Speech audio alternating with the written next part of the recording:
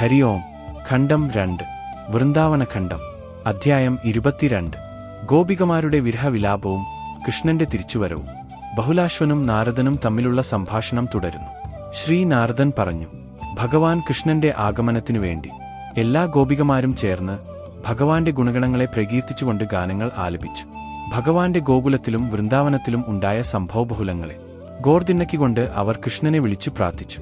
ഭഗവാൻ ശ്രീരാമനിൽ നിന്നുള്ള വേർപാടിൽ സീതാദേവി അനുഭവിച്ച വിരഹവേദനയെക്കാളും തീക്ഷ്ണവും സഹിക്കാനാകാത്തതുമായ ദുഃഖമാണ് തങ്ങൾ ഇപ്പോൾ അനുഭവിക്കുന്നതെന്ന് ഗോപികമാർ ഭഗവാനോട് കരഞ്ഞു പ്രാർത്ഥിച്ചു. ഇപ്രകാരം വിരഹവേദനയാൽ ദുഃഖിച്ചിരിക്കുന്ന ഗോപികമാർക്കിടയിൽ ഭഗവാൻ കൃഷ്ണൻ പെട്ടെന്ന് പ്രത്യക്ഷപ്പെട്ടു. കൃഷ്ണനെ കണ്ടപ്പോൾ എല്ലാവരും എഴുന്നേറ്റ് തങ്ങളുടെ സന്തോഷം പ്രകടിപ്പിച്ചു. തുടർന്ന് രാധയോടും മറ്റു ഗോപികമാരോടൊപ്പം ഭഗവാൻ നൃത്തം ചെയ്തു.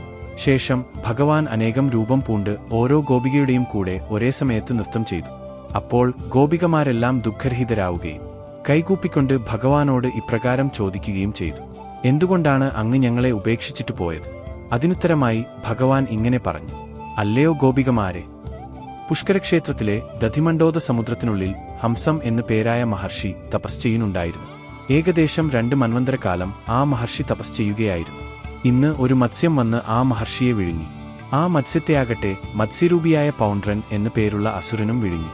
അതിനാൽ ഹംസമുനിയെ രക്ഷിക്കാനായി ഞാൻ അവിടേക്ക് പോയിരുന്നു. പിന്നെ സുദർശന ചക്രം ഉപയോഗിച്ച് 2 മത്സ്യങ്ങളെയും വധിച്ചു. അങ്ങനെ മഹർഷിയെ രക്ഷിച്ച ശേഷം ക്ഷീരസാഗരത്തിൽ ശേഷന്റെ മുകളിൽ ഞാൻ ഉറങ്ങി. ഉടനെ തന്നെ നിങ്ങളെ ഓർത്ത് നിദ്രവിട്ട് ഇവിടേക്ക് വന്നു. താൻ എപ്പോഴും തന്റെ ഭക്തന്മാരുടെ കൂടെയാണെന്നും ഭഗവാൻ അവരോട് പറഞ്ഞു. ഇതുകേട്ടപ്പോൾ ഗോപികമാർ ഇപ്രകാരം ഭഗവാനോട് അപേക്ഷിച്ചു, മാധവ, ക്ഷീരസാഗരത്തിൽ ശേഷയ്യയുടെ മുകളിൽ കിടന്ന രൂപം ദയവായി ഞങ്ങൾക്കും കാണിച്ചു തന്നാലും. അപ്പോൾ ഭഗവാൻ അവരുടെ അപേക്ഷ സ്വീകരിച്ചുകൊണ്ട് ശ്രീകൃഷ്ണൻ മഹാവിഷ്ണുവായും രാധാദേവി മഹാലക്ഷ്മിയായും രൂപമെടുത്തു.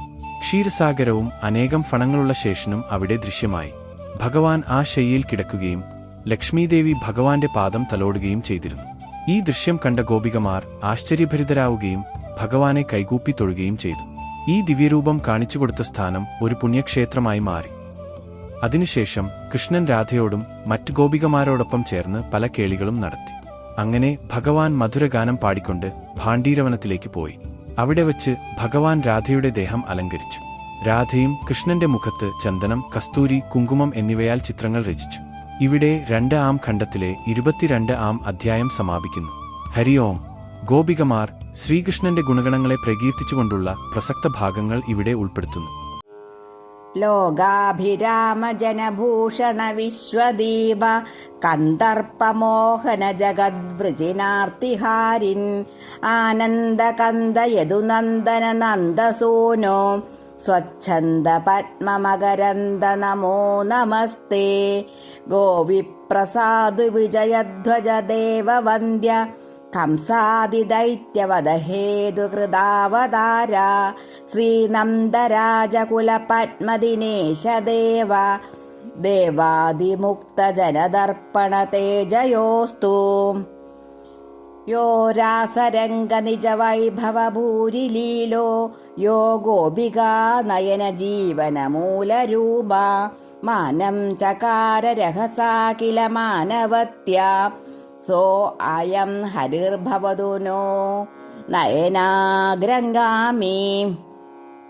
യോ ഗോപികാ സകലയൂഥമലം ചകാര വൃന്ദാവനം ച നിജപാദരജോഭിരാമം യഃ സർവലോകവിഭവായ ബഭൂവ ഭൂമൗ തം ഭൂരിലീലമുരഗേന്ദ്രഭുജം ഭജാമ. ചന്ദ്രം പ്രതപ്തകിരണം ജ്വലനം പ്രസാദം സർവം വനാന്തമസിപത്രവനം വരേശ. ബാണം പ്രപഞ്ചനമതീവ സുമന്ദയാനം മന്യാമഹേ കില ഭവന്തമൃതേ വ്യഥാർത്താ.